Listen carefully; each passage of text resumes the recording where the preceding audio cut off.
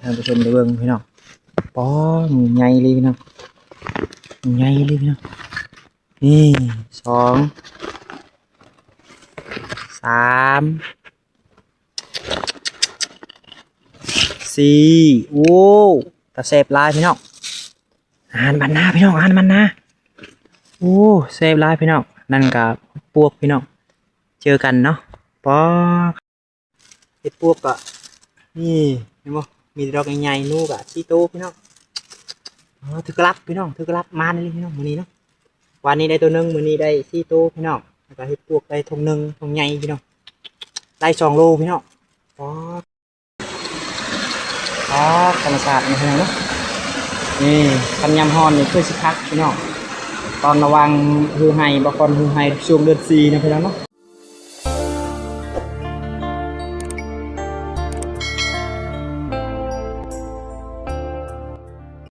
ขอกราบทักทายสบายดีและสวัสดีพ่อแม่พี่น้องบัว FC พังลาวพังไทยต่างประเทศพี่น้องเนาะตอนนี้ก็มาพบกับช่องมาคอนสวรรค์มาสักยายอีกแล้วพี่น้องบรรยากาศตอนเที่ยงพี่น้องหลังจากบอกคอนเชียร์ยาให้แล้วประมาณเวลา12 โมงเนาะบอกคอนไปเบิ่งกระลับพี่น้องกระลับกับบอกคอนได้นูซี่โตพี่น้องแล้วก็เฮ็ดปวกพี่น้องบักลายพี่น้องเนาะซีฮอตโลพุ่นพี่น้องอ๋อนี่กับพวกเพนนี่พี่น้องนี่ก็เฮ็ดปวกพี่น้องอ๋อแล้วพี่น้องนี่ก็เฮ็ดปวกพี่น้องตัวนี้ก็บอกคอนได้แล้วพี่นี้เนาะเพราะว่าบอกคอนลกอยู่ลุ่มพุ่นพี่น้องนี่ก็ได้แล้วเนาะเครื่องทงพี่น้องอันนี้อีกได้อีกพี่น้องอันกระเมนพี่น้องอ๋อมีแต่ดอกใหญ่ๆพี่น้องในตาบะคอนไดนูพี่น้องนูกับซีโตพี่น้องเนาะนี่นูบะคอนไดพี่น้องเนาะ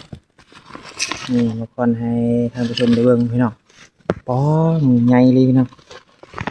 ใหญ่เลยพี่น้องนี่สองสาม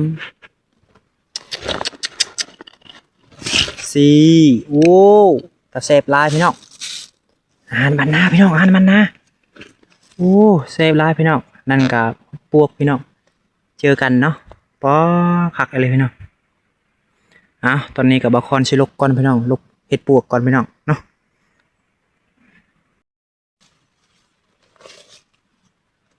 มาตอนนี้มาลงกันพี่น้องเห็ดปวกลงกันพี่น้องโอ้คักอะไรพี่น้องโชคเนาะอ๋อนี่ข้าวพี่น้องอ๋อ1 ดอกพี่น้องอ๋อ2 ดอกพี่น้องแซ่บไปเลยพี่น้อง3 4 ดอกพี่น้องโอ้5 ดอกพี่น้อง6 ดอกพี่น้องนี่อ๋อนี่7 ดอกนี่8 ดอกพี่น้องดูใหญ่ๆพี่น้องอ๋อ9 ดอกพี่น้อง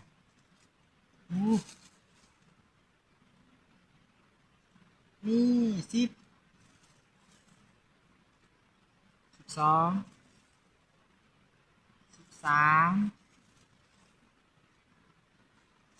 1415พี่น้อง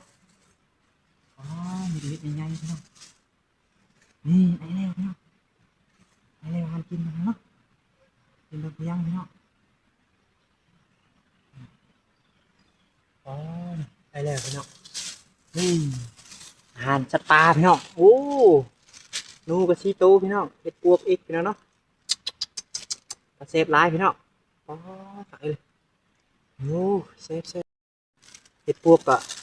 นี่เห็นบ่มีดอกใหญ่ๆนูกับชีโตพี่น้องถือกลับพี่น้องถือกลับมานี่พี่น้องมื้อนี้เนาะ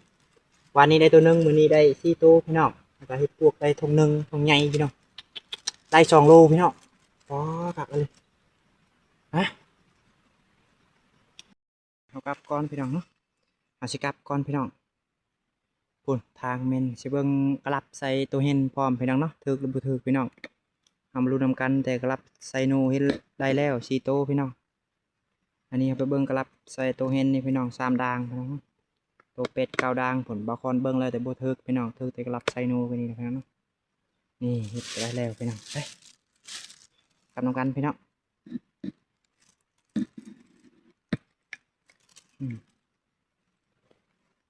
ไปนี่ได้กลับแล้วพี่น้องครับเที่ยงแล้วเนาะ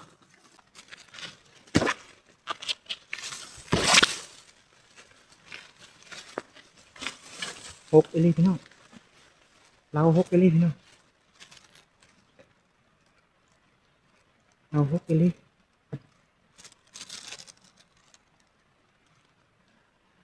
ไปทางไหนทางนี้เนาะโอ้ขัดเจอตอนี่เฮ้ยพี่น้องนักเติบพี่น้องนี่ชีวิตละครนะครับเนาะปลาเขาดงแต่ละมือพี่น้องหาอยู่หากิน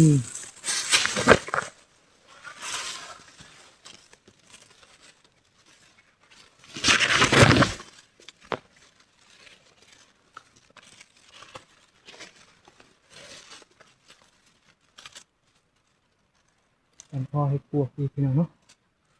ละครไปยืนเด็กอยู่ขึ้นอ๋อลายเติบพี่น้องได้2 โลพี่น้องอันนี้จะเป็นควายอ้นพี่น้องเนาะควายอ้นได้พี่น้องนี่ปักใหญ่ๆพี่น้องว้าวควายอ้นควายตัวอ้นแต่มันออกแล้วพี่น้องนี่พี่น้องปูมันออกแล้วพี่น้องมันคุดมีได้พี่น้องแต่มันออกเนาะออกแล้ว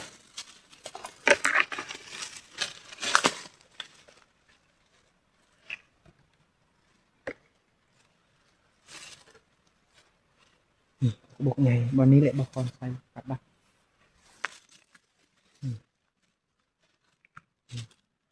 เจอทางเลยพี่น้องนะเจอทางออกเลยพี่น้อง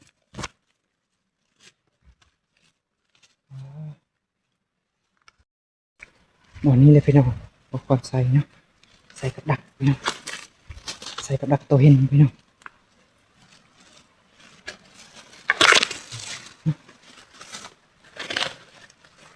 ทำมาลงกันพี่น้องเคยดูเคยพี่น้องเนาะ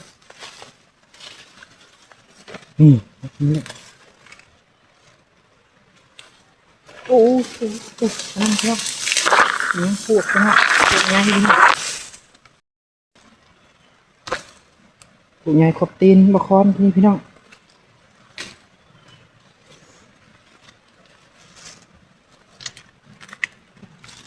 โอ้นี่บกคอนตัดไปนี่พี่น้อง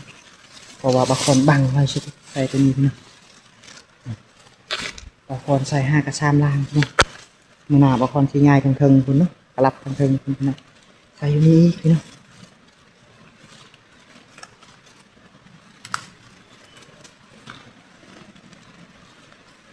พูดอยู่ลุมผมบกคอนใส่พี่น้อง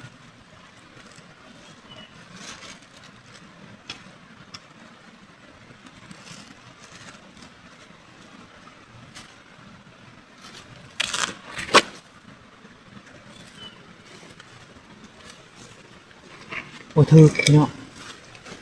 มีกระลังนึงพี่น้องเนาะมีเมนลังนึงพี่น้อง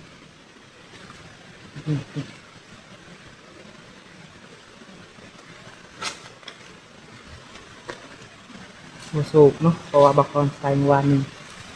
มีรถมันจึงไปพี่น้องมีกระลังนึงพี่น้อง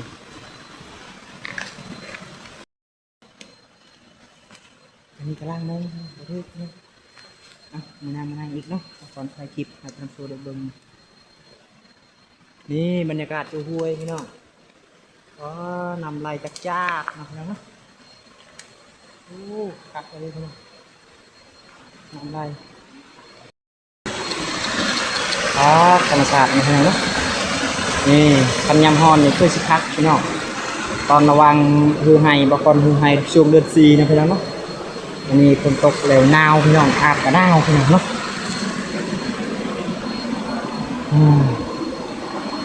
นี่ตอนนี้กับบกอนกลับพี่น้องกลับไฮเลยกลับเตียงเลยพี่น้องหาเห็ดไปพร้อมพี่น้องเนาะ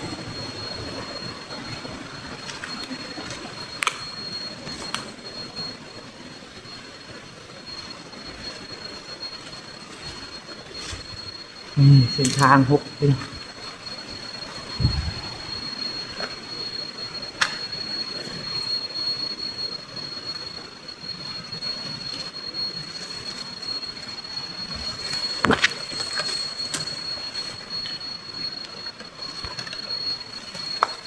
อืม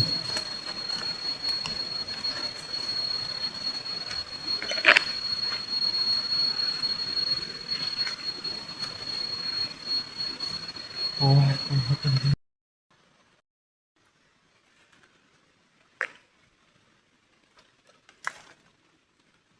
ยันมาพบไอ้ปวกไอ้พี่น้อง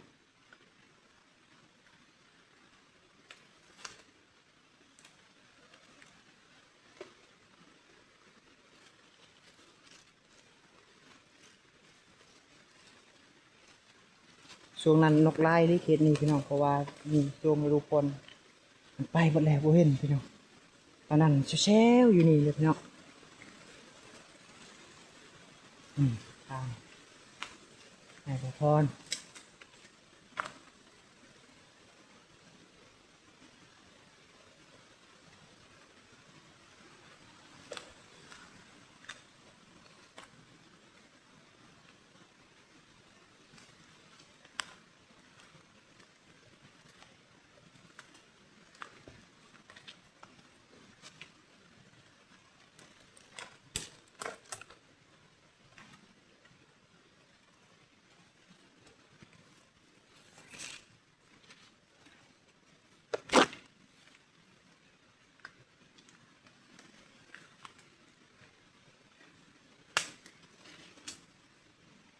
พกไปเลยพี่น้องเนาะ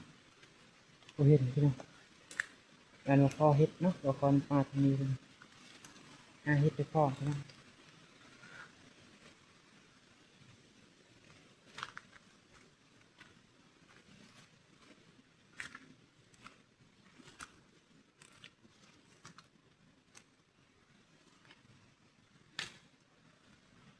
นี่ฮอนไฮบาคอนเลยพี่น้อง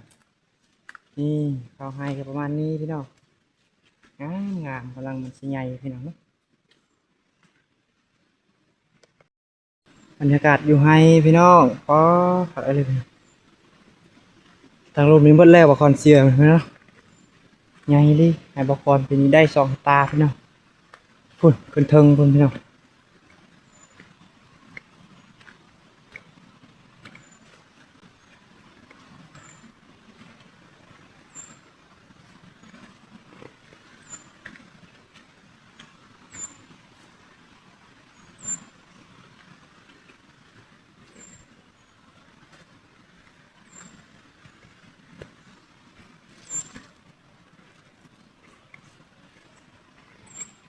อ๋อลมๆพุ่นไฮบาคอนพุ่นเอาเทิงพุ่นนี่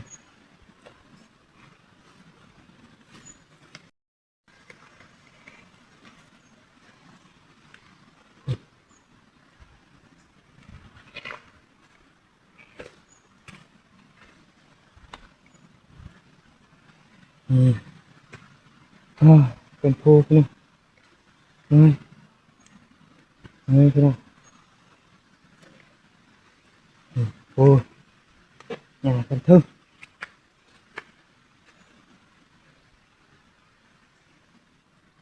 ยายังลายพี่น้องยังครึ่งพี่น้องตอนนี้ก็ฮอตเที่ยงแล้วพี่น้อง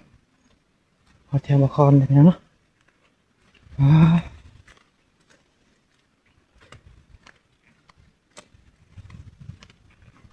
เที่ยงเลยพี่น้อง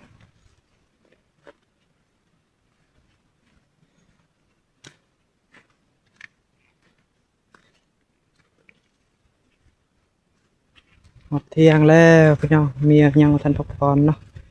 ว่าเสียหญ้าพี่น้องบาคอนไปเบิ่งกะลับไปเบิ่งนั่นหนูพี่น้อง